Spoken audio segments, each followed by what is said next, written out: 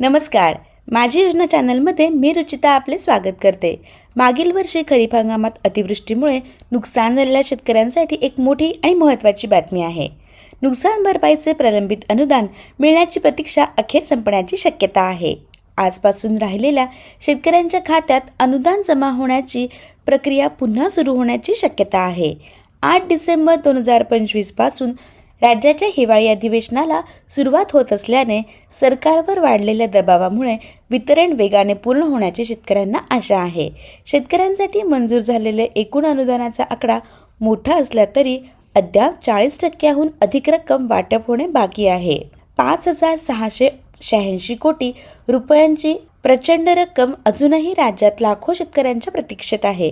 एकूण मंजूर रक्कम रुपये 19,464 कोटींपैकी रुपये 13,778 कोटी वितरित झाले आहेत. प्रत्येक जिल्ह्याची स्थिती वेगवेगळी आहे. प्रामुख्याने खालील जिल्ह्यांमध्ये मोठी रक्कम अडकली आहे.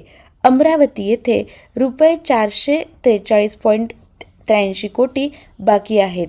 सोलापूर रुपये 355.08 कोटी प्रलंबित.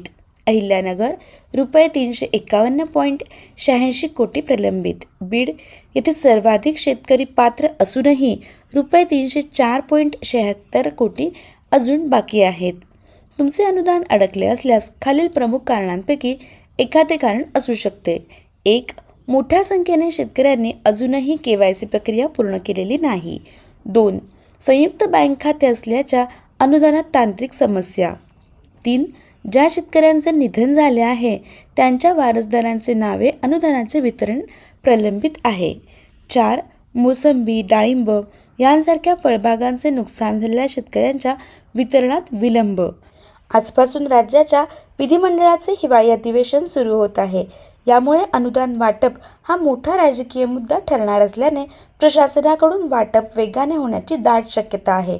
ज्या शेतकऱ्यांची KYC प्रक्रिया पूर्ण झाली आहे त्यांनी पुढील 1-2 दिवसात त्यांच्या खात्यात रक्कम जमा होण्याची दाट शक्यता असल्याचे आपले बँक खाते तातडीने तपासावे. KYC प्रलंबित असल्यास ती ताबडतोब पूर्ण करून घ्यावी. रुपये 5,686 कोटी रुपयांचे वाटप लवकरात लवकर पूर्ण होऊन राज्यातील बाधित शेतकऱ्यांना दिलासा मिळेल अशी आपण अपेक्षा करूयात.